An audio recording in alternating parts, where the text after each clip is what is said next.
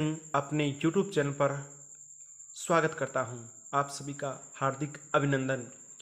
तो कक्षा 11 के लिए हिंदी अनिवार्य का ये प्रथम मूल्यांकन प्रपत्र है, फर्स्ट टेस्ट, जो समाइल कंटेंट के आधार पर है, जो गवर्नमेंट के द्वारा आपको नियमित रूप से उपलब्ध करवाया जा रहा है। तो 20 प्रश्न है, 20 अंकों के हैं, प्रत्येक प्रश्न एक एक नंबर का है, सभी प्रश्न आपको करने हैं। तो अपने शुरू करते हैं। उससे पहले आप वीडियो को लाइक करें, चैनल को सब्सक्राइब करें और बेल आइकन क्लिक करें तथा अन्य साथियों के साथ शेयर करें। बढ़ते हैं प्रश्न नंबर 1 की तरफ। प्रश्न नंबर 1 क्या है? बिल्कुल आपको सावधानी पूर्वक प्रश्नों को पढ़ना है। मीरा का जन्म किस रियासत में हुआ?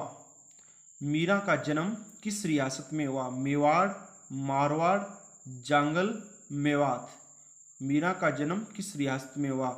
तो बिल्कुल मेड़ता नागौर यानी मारवाड़ कह सकते हैं अपने। तो पहले का उत्तर है आपका ब। प्रश्न नंबर 2, मीरा का विवाह किससे हुआ? भोजराज, कामराज, देवराज, विजयराज। तीन तो फालतू के नाम है, एक ही नाम है भोजराज। भोजराज कौन था? महाराणा सांगा का पुत्र था भोजराज, जो इब्राहिम लोदी के साथ युद्ध करते हुए वीर गति को प्राप्त हो गया था। आगे बढ़ते हैं। प्रश्न नंबर 3, मीरा ने अपना पति किसे माना था? अपना पति कह सकते हैं या अपना प्रेमी कह सकते हैं। किसे माना था? भगवान कृष्ण को माना था। मीरा ने अपना पति भगवान कृष्ण को माना, यानी भक्ति के तहत माना था। तो तीसरे का ए हो गया। आगे बढ़ते हैं। प्रश्न नंबर 4, और प्रश्न नंबर 4 की बात करते हैं। मीरा ने, प्रश्न नंबर 4 देखिए, मीरा ने प्रेम रूपी बेल को किस से सिंचा? नदी जल से, रकत से, आंसुओं से, वर्षा जल से। किससे सिंचा था? किससे सिंचा? वर्षा जल से। मीरा ने प्रेम रूपी बेल को किस से सिंचा? वर्षा जल से। आगे बढ़ते हैं। बिल्कुल बिल्कुल देखो, मीरा ने प्रेम रूपी बेल को किससे सिंचा? वर्षा जल से नहीं भाई, ये चौथे का उत्तर है आंसुओं से। हाँ, मीरा ने प्रेम रूपी बेल को किससे सिंचा था? आंसुओं से सिंचा था। सॉरी फॉर रॉन्ग, यानी ये आपका है चौथे का तीसरा स है। चौथे का क्या है? स। अब बात करते हैं पांचवें। मीरा को न्यात के लोग क्या कहते हैं? मीरा को न्यात के लोग क्या कहते हैं? कुलदेवी, कुलनासी, साध्वी, नर्तकी। क्या कहते हैं? कुलनासी कहते हैं। पांचवें का क्या है? ब, कुलनासी। प्रेम की बेल फैलने पर किस फल की प्राप्ति होती है? सुख, आनंद, ईर्ष्या या इनमें से कोई नहीं। तो बिल्कुल प्रेम की बेल फैल जाती है तो आनंद की अनुभूति होती है। तो 6 का ब, आनंद। प्रश्न नंबर 7, मीरा को विष का प्याला किसने भेजा था? माता, पिता, भाई, राणा। तो प्रश्न नंबर 7 का उत्तर है द, राणा। किसी ने नहीं भेजा, वैसे ऐसे कहानियों में लिखा हुआ है कि राणा ने विष का प्याला मीरा के लिए भेजा था, इसलिए हम इसे पढ़ रहे हैं। तो वास्तविक किसी ने विष का प्याला नहीं भेजा था। मीरा को विष का प्याला किसने भेजा? अपने पाठ के अनुसार राणा ने भेजा। तो 7वें का उत्तर हो गया द। आगे है प्रश्न नंबर 8। प्रश्न 8 क्या? मीरा की भक्ति किस भाव की मानी जाती है? कांता भाव, सका भाव, दास्य भाव, कोई नहीं। मीरा की भक्ति किस भाव की मानी जाती है? कांता भाव की। किस भाव की? कांता भाव की। आगे देखो, मीरा के गुरु कौन से संत माने जाते हैं? कबीर, रहीम, रैदास, नानक। कौन से संत माने जाते हैं? रैदास। स, 9वें का उत्तर है स। प्रश्न नंबर 10, मीरा के पदों की भाषा कौन सी है? अवधी, ब्रिज, ब्रिज मिश्रित राजस्थानी या इनमें से कोई नहीं। ये आपको जानना है। तो 10वें का उत्तर है ब, ब्रिज भाषा है। मीरा के पदों की भाषा कौन सी है? ब्रिज भाषा है। आगे बढ़ते हैं।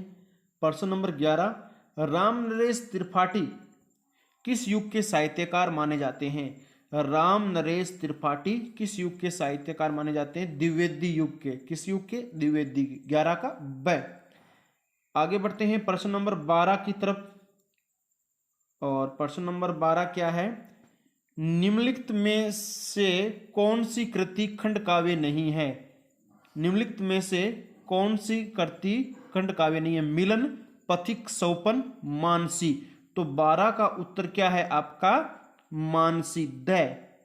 द मानसी, मानसी है वो खंड काव्य नहीं है। 13, बादलों की माला किसके सम्मुख नृत्य करती है। बादलों की माला किसके सम्मुख नृत्य करती है। चंद्रमा, सूर्य, समुद्र, कोई नहीं।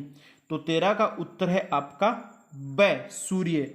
बादलों की माला किसके सम्मुख नृत्य करती है, सूर्य के सम्मुख नृत्य करती है। 14, कवि किस पर बैठकर विचरण करना चाहता है। बादल पर, लहर पर, पवन पर, या इनमें से कोई उत्तर नहीं है। तो कवि बादल के ऊपर बैठकर विचरण करना चाहता है। आगे बढ़ते हैं प्रश्न नंबर 15 की तरफ। समुद्र के तल पर किसका अधूरा बिंब दिखाई देता है। समुद्र के तल पर किसका अधूरा बिंब दिखाई देता है। कमल, चंद्रमा, सूर्य, पक्षी। तो 15 नंबर प्रश्न का उत्तर है सूर्य। क्या है, सूर्य। तो आप सूर्य कर लीजिए, 15 का सूर्य से। 16 नंबर, निर्भय और गंभीर भाव में कौन गरज रहा है। वायु, जल, समुद्र, सिंह है। तो 16वें का उत्तर है आपका समुद्र गरज रहा है। कौन गरज रहा है, समुद्र से। 16 का से। 17 की बात करते हैं, अर्धरात्रि में संसार को कौन ढक लेता है। गहन अंधकार, भय, तारे, या कोई नहीं। तो 17 का उत्तर है ए, यानी गहन अंधकार होता है वो पूरे संसार को ढक लेता है। प्रश्न नंबर 18, आकाश गंगा के किनारे खड़ा होकर कौन मधुर गीत गाता है। चंद्रमा, सूर्य, समुद्र, और इनमें से कोई नहीं। तो आपका उत्तर है सूर्य गाता है। ब, आकाश गंगा के किनारे खड़ा होकर सूर्य है वो मधुर गीत गाता है। आगे बढ़ते हैं प्रश्न नंबर 19 की तरफ। प्रश्न नंबर 19 देखिए क्या है, किसका आत्म प्रलय होता है। किसका आत्म प्रलय होता है। बादल का, रवि का, कवि का, सूर्य का। तो आपके कवि का ही होता है भाई आत्म प्रलय, कवि की ही ये सारी रचना है। तो कवि का, किसका आत्म प्रलय होता है, कवि का। प्रश्न नंबर 20, प्रश्न नंबर 20 में क्या कहा गया है कि कवि ने किसका राज्य परम सुंदर बताया। प्रेम, सुख, भय, या इनमें से कोई नहीं। तो कवि ने किसका राज्य परम सुंदर बताया, प्रेम का, यानी 20वें का उत्तर क्या है आपका ए। तो इस प्रकार से आपका हिंदी का ये टेस्ट कंप्लीट हुआ। अगर ये पसंद आया है तो वीडियो को लाइक करें, चैनल को सब्सक्राइब करें, और ऐसी वीडियो की नोटिफिकेशन के लिए बेल आइकन क्लिक करें तथा अन्य साथियों के साथ शेयर करें। अगले वीडियो में मिलेंगे, तब तक जय हिंद।